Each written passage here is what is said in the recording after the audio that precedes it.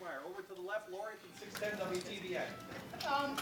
Ryan Day said that one of the things that's, no, actually, it was Kevin that said it. Kevin Olson said is that there's a lot of love and brotherhood on this team, and for that reason, you don't see position groups keeping to themselves as much. Right. Yours is a very tight position group, though, so I'm wondering how much intermingling you guys do. Yeah, we do a lot of intermingling. I think especially on the offensive side of the ball, just because we spend so much time with those guys. But definitely more so than years past, I think. Justin had said that there was talk about going on another restaurant run with JK recently. Has that taken place? It has not, but yeah, we have been talking about it. We need to get that done. Second row right. Tony Josh, from the Ozone. What makes Devon so good, and how have you guys made each other better this year? Yeah, Devon is really good, really, really good. He's just so strong and so powerful, but he also has the quickness, which, like I feel like guys like Devon don't, they have one or the other. He has both, and it's really, really hard to block, especially in pass pro, just because you never know what he could hit you with. He's so strong, he can bowl you all the way into the quarterback, or he could hit you with a move and beat you with quickness. So he's a really tough guy to block. How have you guys made each other better this year? Oh yeah, just constantly going at it. The part of it is talking to each other after the rep is over. And discussing why he did this or why I did that, and going back and forth and kind of realizing each other's game. Third row left. Dan from 11 Warriors. Josh, just for you guys as a line now, 9 games in, does it just feel like you guys are on a roll the way you're playing right now? Yeah, definitely. You just kind of get in the flow of it, and definitely a roll. The weeks kind of like start to blend together, and just kind of continuously the same thing over and over again. You get into such a routine of it. Yeah. Are there things you're able to do now because of the experience you guys have playing together that maybe you weren't as comfortable doing a couple months ago? Like in terms of like anything specifically. In terms of, calling out plays, or in terms of just even within a play itself. Yeah, I think so. I think especially early on, we were kind of trying to figure out who we were, as an offense and what our staple was going to be. And I think we figured that out by now. Front row right. Austin from Lettermen Row. Gosh, it's been years that you guys have talked about, Saturday being payday and getting the chance to go play. When you have just a half where you're blowing people out, you don't spend third, fourth quarter on the bench maybe. I mean, do you like that opportunity, or does it annoy you because you want to go play more? Yeah, I mean, obviously, I want to play, but to be honest with you, it's so good and so fun getting to see some of the other guys get in there and mix it up and see what they can do on the field, with the lights on. And I think me and the rest of the starters really enjoy getting to see those guys play as well, though. So it's kind of both, I guess. You know what I mean? Which one of those young guys caught your eye on Saturday? I thought, he's not really a young guy, but I thought Gavin played really well. I was talking to him, after every set and watching him and Harry specifically, and I thought they both played pretty well, but Gavin especially. Right next door, Tim, Lettermen Row. Yeah, Josh, what is it like? Because you guys have had some almost what I call clinic plays y'all have put on video this year from a blocking standpoint. Mm-hmm. What is it like to be part of a unit like that where you're coming off of getting your double team and going to the second level, and things are just working? What is it like in the midst of that? What does it feel like? Yeah, well, that's the best feeling in the world. I think that is maybe my favorite feeling in the entire world is being on a block, having my guard come off, and feeling that running back just zoom right by you. That's one of the best feelings in the whole world. But when you have guys next to you that are just so good, it makes it so much easier. You know what I mean? Like, a lot of teams can't do that just because they're players across the board. We don't have guys. Not everybody has guys like Wyatt and Jonah and Thayer and Bowen and even our second string guys. So. Can you sense how, I don't know if special is the right word, this week is for Jonah? I think so. Yeah, I think so. How does he show up, you think? Yeah. I think it'll show up in, the way he prepares this week and his seriousness about it. He spent 4 years of his life there. That's a important piece of his life. So it's obviously going to be pretty important to him. And can you imagine him? I mean, he was on a program. I'm not knocking him, but right now they're struggling. Right. And he comes to a place that's number one, or maybe tonight number two in the CFP rankings. And he's playing on an unbeaten team. What do you think that must be like for him? I don't know. I'd imagine. Any of that to you guys about? I think he's used to it now. I think we had talked to him about it early on, just what it was like, He just gave, typical answers. Just amazing, having so much fun. But I think he's used to that now. So, but yeah, he's got to be thrilled with how everything's going. And right next door, Bill from the Dispatch. Yeah, Rutgers is a huge underdog. What's the challenge for you guys to not take this game lightly? Yeah, I think the biggest challenge is just focusing on us like we do every week. Just because they're an underdog doesn't mean we can't focus on playing our best, playing together, and getting some really good quality reps in.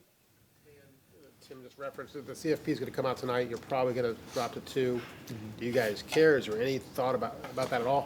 Not really. So much can change from now. All we're focused on is this game, winning this game, and then moving on from there. But we try not to worry about what we can't control. Front row left, Nathan from Cleveland.com. Just to go back on one of the answers you gave to Lori, you said that this year was there's like more, I guess, cohesiveness where the offensive line group feels closer. Why is that? Did it happen just completely organically? Did somebody I think so. Yeah, I couldn't tell you how it happened. It just did. I love all the guys in our room, and top to bottom, I think we all love each other and love spending time together. And different question. What's impressed you the most about the way Justin Fields thinks about football, or just his IQ, his intelligence? Yeah, he's very smart.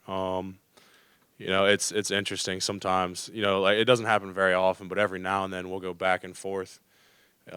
Usually in practice, in the game we don't. I'll just stick with the call, and if he wants to switch it, then we'll switch it, and I'll roll with it. But every now and then, I'll be like, no, this, and he'll be like, no, that. We go back and forth. But it's interesting, he's come such a long way, and his knowledge of the offense is incredible, especially for being here for such a short time. So he's done an outstanding job. You're saying that's on the actual play call, or that's on? That's calls after the play was already made, or after the play was already given to us, and there's different calls we can make on that play. Okay. And we're going back and forth about what we want to do on it. Who wins those arguments? He does every time. Fourth Yeah. row middle, Patrick from 24/7 Sports. Josh, in the spring, obviously working with the first team line, you guys didn't have Jonah. When he got here, when he, throughout this season, how much has he added to that group with his experience, knowing the Big Ten, Yeah. just the player that he is? What has he added to? Yeah, I mean he's added a ton. Obviously his experience, but I think more than anything, his leadership. He was a captain at Rutgers, and that wasn't a mistake. There was a reason for that. He's a great leader. And he fit in so well, and I just can't say enough about how good of a job he did coming in here. You know what I mean? It can be touchy when a player comes in from another school, and you have to really play it right, because that's a room of guys that have been there for 4 or 5 years, and this is a guy that is trying to come in and start right, and then he's only got 1 year to do it, and there can be a lot of hostility in that room if the person who's coming in goes about it the wrong way, but he didn't do that at all. Fourth row right, Spencer from Lettermen Row. Josh, it seemed like early in the season there were teams throwing some twist blitzes at you guys and in pass protection. Right. Is that something that you guys have focused on the last couple weeks? Because it seemed like against Maryland you guys were picking those up and passing defenders off really easily. Yeah, that had been a focal point. We really hadn't passed the ball that much, to be honest with you. I want to say, I could be wrong, but I want to say in the first several games we didn't pass the ball more than 30 times, something around, or at least around there, a game, and we're running it close to 50. So that was something that in the bye week that we wanted to focus on and try and get better at, really make a main focus of our bye week on that as an offensive line unit. Last couple questions, front row right, Joey from the Dispatch. Josh, you mentioned kind of the closeness of the offensive line. Do you guys do any rituals together? Like, does anybody cook for one another? Yeah, we well, there's a bunch of different things that we do. I know some of our guys go get breakfast Friday morning before the game. My house, so I live with I have 5 roommates in my house, and 3 of them are Gavin, Max Ray, and Luke Farrell. And so we call it victory meal. We have like a second one at our house Monday morning, and make a big old meal, and we'll have guys over from time to time, and so we love doing that. What's the best thing you cook? I've cooked so many different things I couldn't even tell you. I don't know. We had biscuits and gravy yesterday. It was like it was really unhealthy. Yeah, but it was great. So. How many eggs you go through on one of those? I'm not joking. It's like 40. Yeah, it's a lot. All of you, it's really good food. I've been there. I go to all of them. Always there.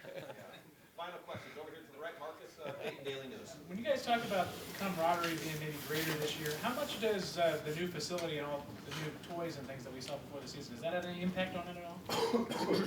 Yes, big time. And I've talked about this to a couple different people, individually. I think that, especially that room with, the basketball court and then the golf simulator and all the games, I think that was so huge because in the off season, I'll go in there. I love playing golf. I'm not very good, but I love it.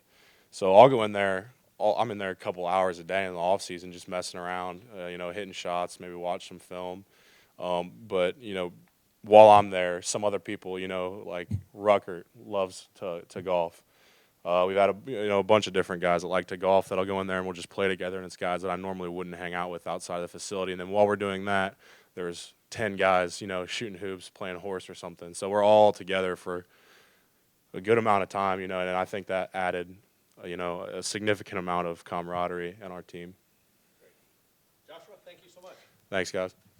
Thanks for watching. Subscribe below to get the latest videos from Lettermen Row. We got Letterman Live, we've got the practice report, we got rapid reaction. Hey, and we got Buckeye IQ with Zach Bourne. For sure. We got recruiting breakdowns with Berm. We got whatever you need. Ohio State football and Ohio State athletics, we've got you covered here at Lettermen Row.